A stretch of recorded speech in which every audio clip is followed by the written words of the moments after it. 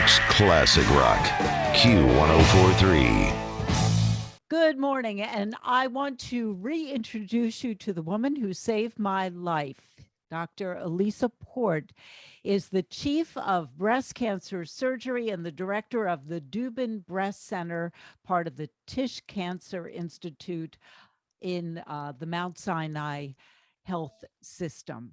And this is the woman who removed the cancer from my breast that I didn't even know I had because I couldn't feel the lump.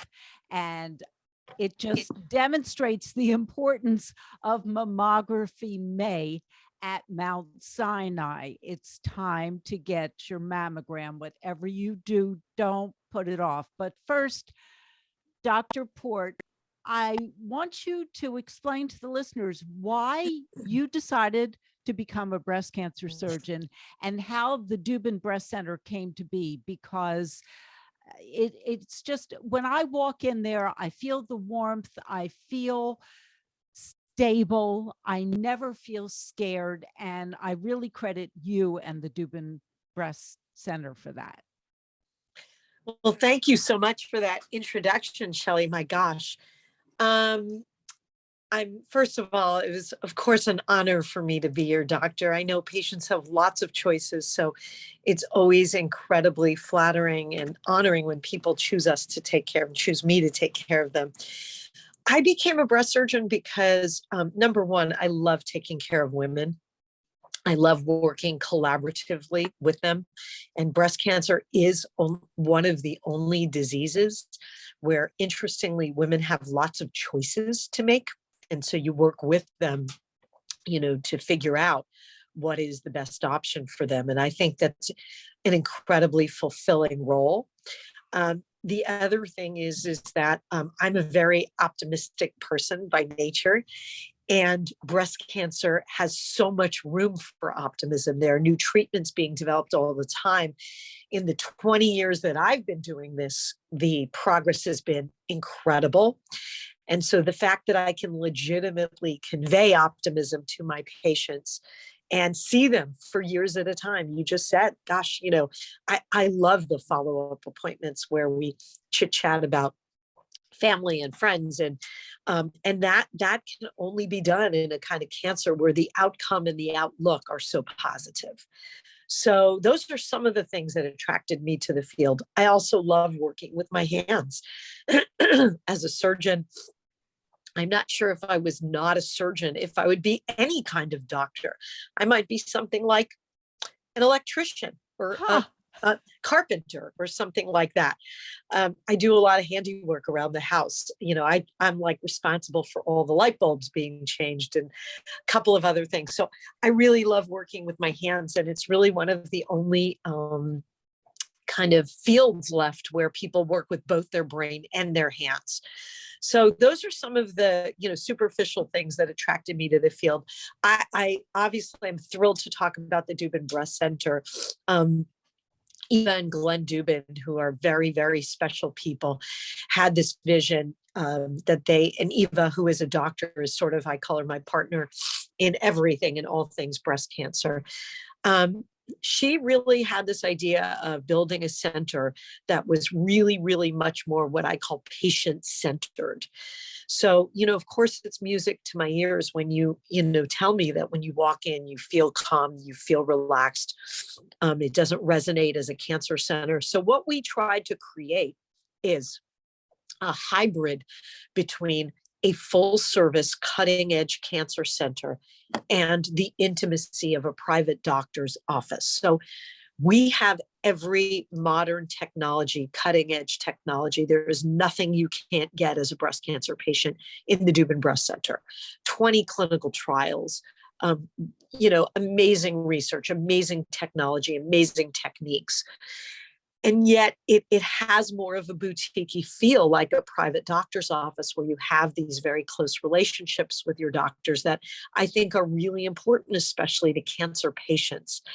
The nursing care is also super important as it relates to that. I've had patients tell me, quite frankly, they were sad when chemo was over because they had built these relationships, seeing these people every week, and that was done. And so I do feel like we've created something special and different, and that it's not just another cancer center and not just another place to have your breast cancer care. And Eva contributed heavily to this because she's an internist herself, and she's interested in a lot of the integrative services. So massage and cold capping to preserve hair during chemo. These were all many of her initiatives that we really saw eye to eye on, and together we just kind of build on each other's kind of vision to really, to really activate and really bring into reality, I think, the top tier cancer center. Of course, I'm biased, but in the city, in the country, in the world. And we have had patients come to us from all over the world now, all over the country, which has been incredibly gratifying to see them respond in that way, as you have. Right. Now, what I always say is that the Dubin Breast Center took the scare out of breast cancer. And that I really attribute to you, because when my husband and I came in, you gave us a book that you wrote, and I want you to tell the audience the name of the book, because your words brought comfort, but reading the book, reading about the facts, it just, you and the book just calmed us down, and we knew that we would be all right. We knew that there were options that were going to work for us. So just tell us the name of the book. Sure. So the book is called The New Generation Breast Cancer Book: How to Navigate Your Diagnosis and Treatment and Remain Optimistic in the Age of Information Overload.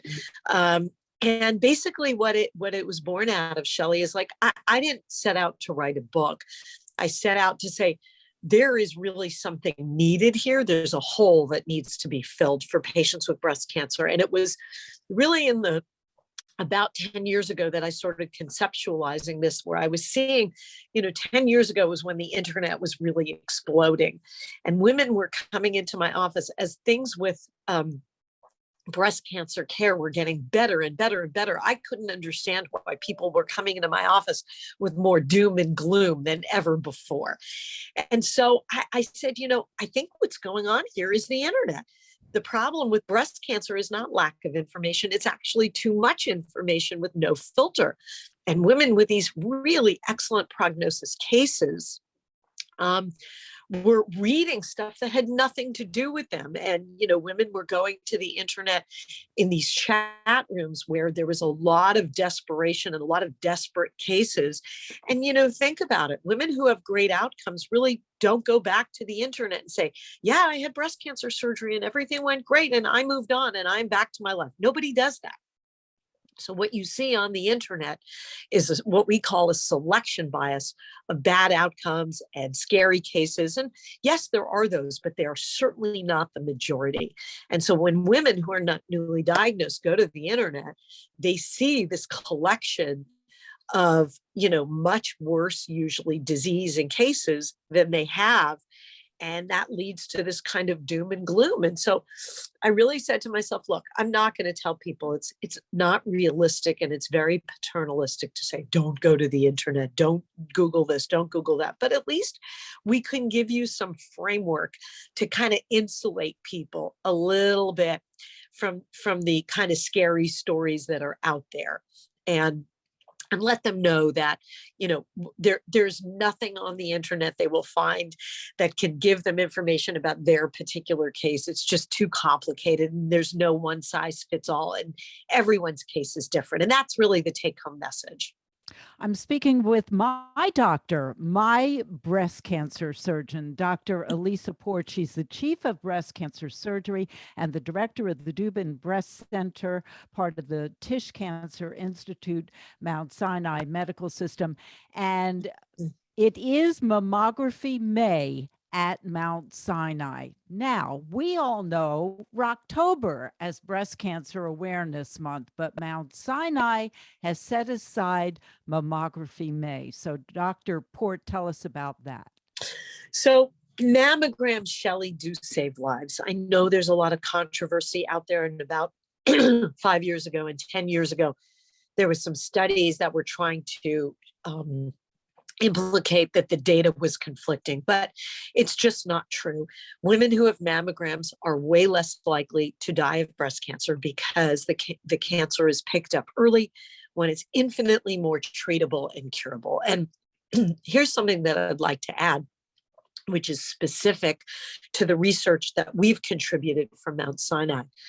We did a study showing that not only do mammograms save lives, but if you take women who walk into our center, Shelley, and you look at groups that have never had a mammogram, never had a mammogram, but it was more than 2 years prior, and women who had a mammogram within 2 years. All these women have breast cancer. Okay. So like yesterday, a woman came into my office. She hadn't had a mammogram in 10 years. God knows why. Okay. When you look at those patients in separate groups, the ones who had a mammogram within the antecedent 2 years, way less likely to need a mastectomy, way less likely to need all their lymph nodes removed under their arm because of cancer spread, and way less likely to need chemotherapy. And this is across all age groups. So the dirty little secret is, yes, we can cure breast cancer even in women who don't have mammograms, but who wants all that extra treatment and more interventions if you can avoid it? If you offer a woman, cure my breast cancer with chemo, cure without it, of course, and the survival would be the same.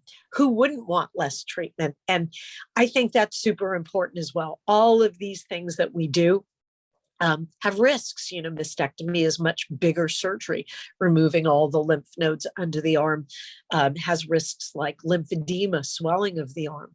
Chemotherapy has downstream side effects before, during and after treatment. And so the minimization of treatment and side effects related to that is a huge benefit, and mammograms do help us achieve that. And that's because if you're finding cancer when it's a pinpoint or a dot before you can feel it, the treatment algorithm and the treatment pathway may be very different. One of the concerns I guess women have is the exposure to radiation, and you have 3D mammography. So tell us about that. Sure. So we were the first, of course, toot our own horns a little bit. We were the first in New York to have 3D mammography at the Dubin Breast Center. And it really helps us a lot because it kind of pages through the breast. And while, yes, there is a slightly higher radiation exposure because there's more imaging, the net effect is it reduces a lot of the callbacks related to mammograms, which are, we think we see something, we need to get more views. So overall, the net effect is probably a reduction in radiation because we're not calling people back in for more pictures. And it also reduces a lot of the anxiety and stress related to mammograms when we, quote, think we see something and have to call people back in. That's a very, very common scenario, very stressful. And quite frankly, it's why a lot of women don't do their mammograms because of the worry. So 3D mammograms have definitely taken the wind out of the sails of the mammography kind of antagonists and the people who are against mammography, saying, oh, it leads to too many false positives. One of the things I love about the Dubin Breast Center as a breast cancer patient who no longer has breast cancer is when I go for my annual mammogram, I get the results in minutes. Yes. Not days, not hours, minutes. And there's, it takes the stress away. We only have about a minute left. What have we not imparted to the audience about Mammography May at Mount Sinai that you would like to add, Dr. Port? I think that the key is that only about 60% of women, Shelley, in this country who should be getting mammograms do it. And it is one of the life-saving screening tests that confers all the benefits we just discussed. I would tell women who, we're seeing a lot of women now who missed 2020 because of COVID and missed 2021. So I would say this is an opportunity for awareness to get back in there and get back on track. And I think you've done a huge service to your listeners by conveying, your own experience. So incredible thanks for sharing that. And we can take care of this. And let's demystify it and get your mammograms and take care of this. And knowledge is power, and taking care of breast cancer is easy to cure, and you can approach it with a lot of optimism. I thank you so much, Dr. Port, the woman who saved my life. Coming up next, Rick Allen of Def Leppard and his wife, Lauren Monroe. We'll catch up with them next. Q104.3. New York's classic rock, Q1043.